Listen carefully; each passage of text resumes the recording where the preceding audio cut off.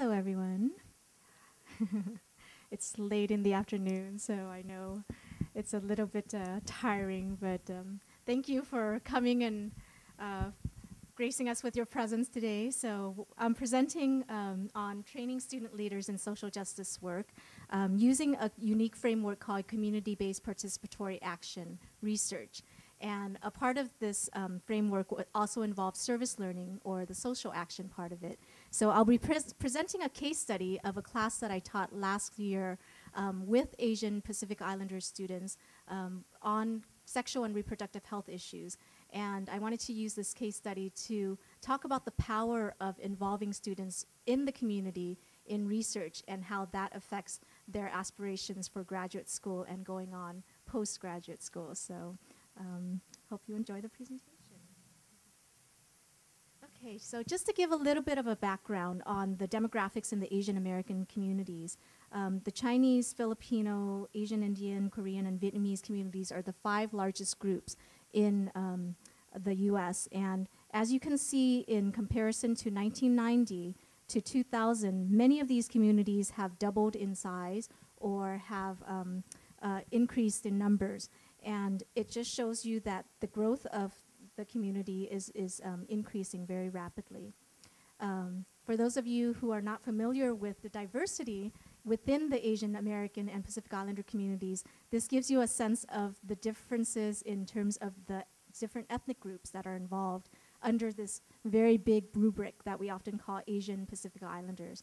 So here are some of the major Asian groups, and a lot of the ones on the left-hand side you often hear more of, and then there are the ones on the right hand that you often don't hear as much about.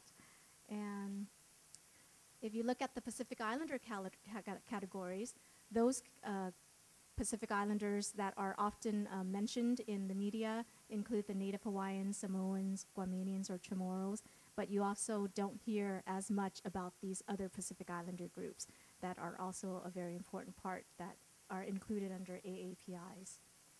So what kind of images have you seen of Asian Americans in the media?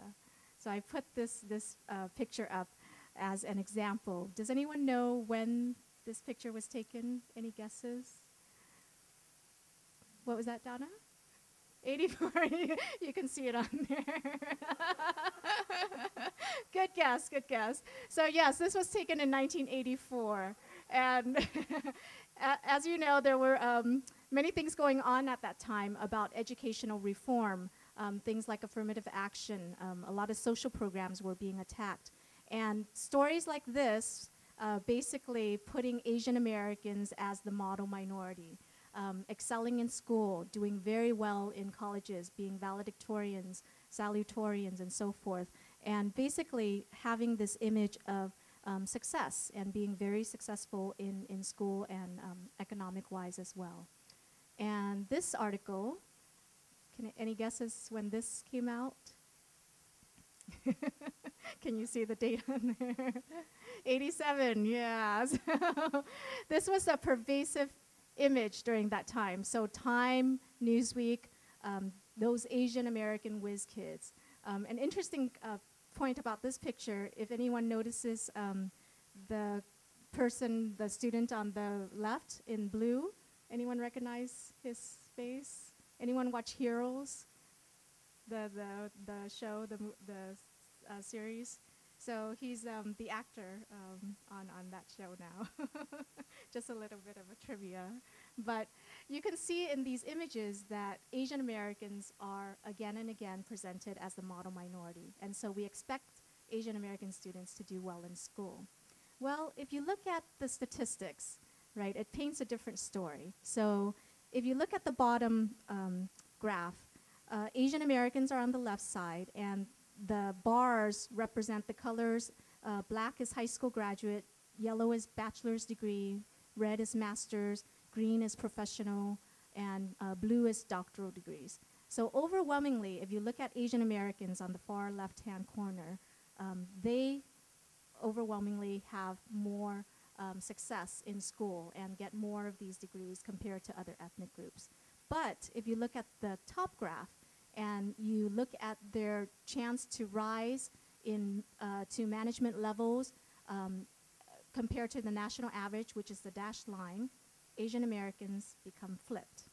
So basically, what this graph tells you is that even though they may get college degrees and they are doing well in school in certain areas, once they get past that educational environment and they go out into the workforce, they don't rise up into leadership positions in places like higher education. And so there's a huge disparity in terms of what should be happening but is not. So the class that I taught last year was put out by a organization called the National Asian Pacific American Women's Forum, and they approached us to hold a class to train specifically Asian Pacific American females to be leaders in the field of sexual and reproductive health. And if you look at the research, there is a lack of research on AAPI communities in all fields. Even though we make up 5% of the population, if you look at sexual health articles, for example, we make up only 2% of the literature. People who are writing, doing research with API groups as well as authors. And if you look at funding dedicated to API communities, because there's this sense that we are the model minority, that we don't need as many resources, you can see the funding is extremely, extremely low. Only 0.2% and 0.4% are allocated to funding research in our communities. And so this was a context that the class came about. And NAPAWF, the National Asian Pacific American Women's Forum, funded us, and we were able to offer a year-long class. In the fall semester, it was based on arming the students with community-based participatory research skills. And this is a framework that basically allows the students to work with community members to come up with the curriculum. So they themselves have a hand in designing the course, and they themselves basically identify what they want to learn about. And so after fall semester, they decided that they wanted to do social action campaigns in the areas of sexual and reproductive health. And so they formed the California Young Women's Collaborative. And this was a cohort that has been traveling around several different campuses throughout California. And it basically has two aims: to train AAPI females in research skills, and to take those research skills and apply it in the community through social action campaigns. So the students have been going around California. The first cohort was at UC Davis and San Francisco State in 2006, and then it traveled to UC Berkeley in 2008. We were the fourth cohort here at Fullerton last year, and now they are at UCI, and hopefully they'll be at UCLA in the following year. But they are hoping to basically get representation throughout California. So they wanted to partner with the college campuses because the campus community partnerships allow for different resources to be shared between our campus community and NAPAWF, the national community. So we were able to provide the research expertise, and I taught the class on research skills, giving the students knowledge about how to do research, how do you form a research question, how do you go about forming a hypothesis. And so the whole fall semester was based on that. And it was very theoretically based, and we had to go through things like institutional review board.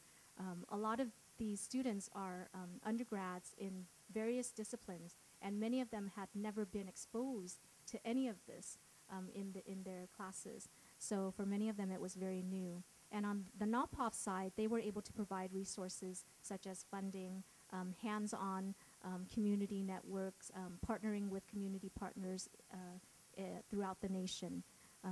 So they are a national organization with 12 chapters throughout the nation, and the students were able to actually meet other chapters. And so what the students did was they enacted a survey, and we sent out random emails to 5,000 students on campus, female students on campus of all ethnic groups, and they received 875 responses back.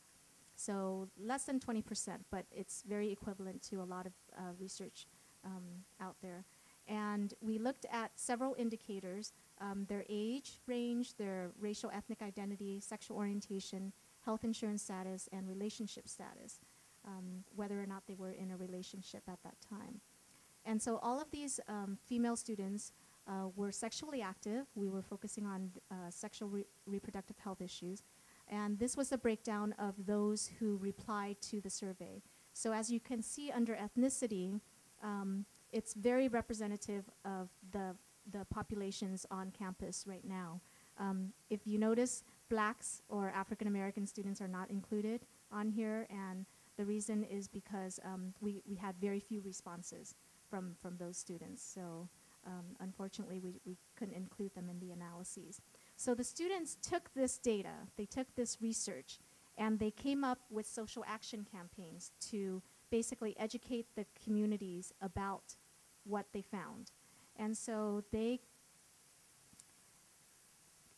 participated in the Orange County press conference. And here you see the students actually out there protesting with their signs. And this was during the time when Congress was going through the healthcare reform legislation. And so the students actually encourage people to call their congressmen and congresswomen to actually pass the legislation. And they held a press conference to talk about why it's important to get students involved in the local politics. They also went to the API, or the Asian Pacific Islander Policy Summit in Sacramento, and they presented to many of the legislators. They did a lot of legislative visits and actually presented their research to a lot of these policymakers.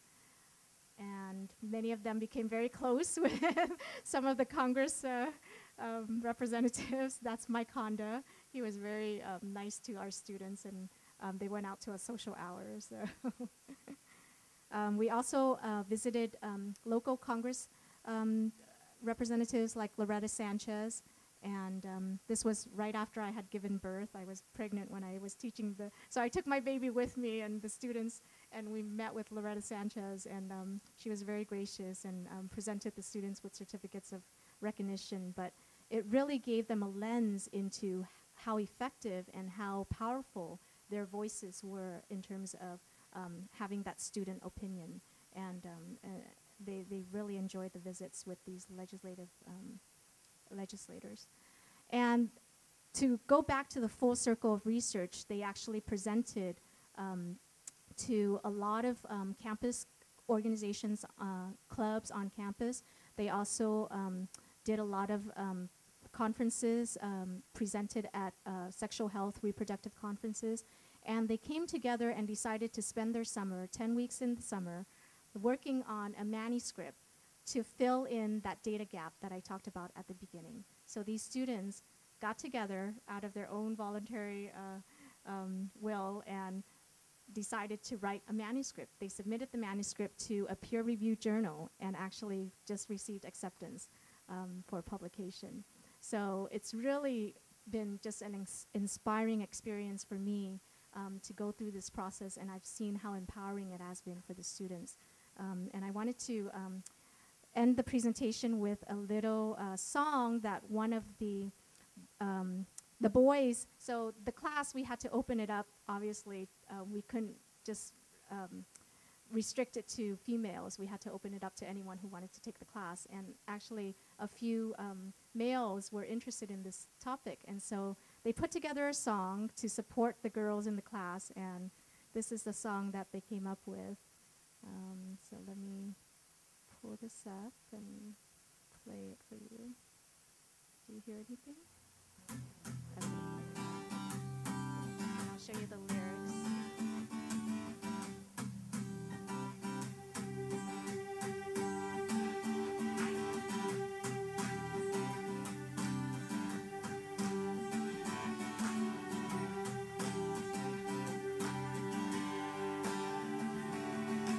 Hey, hey, hey, I got something to to say concerning API Women's Health today. So hey, hey, hey, I got something to say concerning API Women's Health today.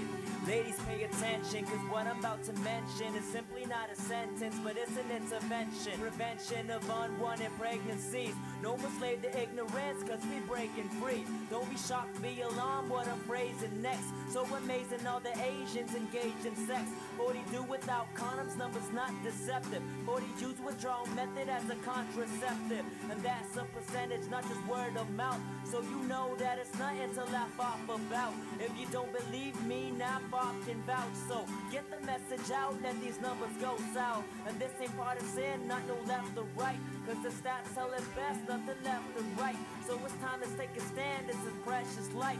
So it's time to take a stand, it's his precious life. Who are we, who are we? Now tell them who we be. The NAPOC classy YWC. What we want is for you just to see some issues in the API community. One more time, who are we? We'll tell you who we be. NAPOC, Fullerton, CYWC. What we want is for you just to see some issues in the API community.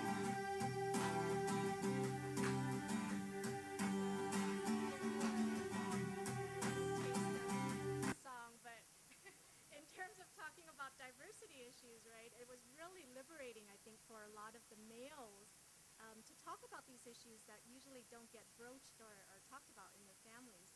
And it was really nice to see the dynamics in terms of the girls talking about these issues, and then the guys were saying like, oh my gosh, I never knew that, or you know, I never knew that you had to go through all of that just to get a pap smear or to get a condom. And then so it was really eye-opening on many levels. And many of these students, after participating in the class, they didn't necessarily think about graduate school when they came in. And afterwards, now one student is applying for public health school to get a master's. One student is actually in a social welfare program at USC, getting an online degree. One student is applying for the Peace Corps, and another is wanting to go into pharmacy, wanting to become a pharmacy tech. So it's been really inspiring to see where the students have gone and what they've initiated and accomplished. So, thank you.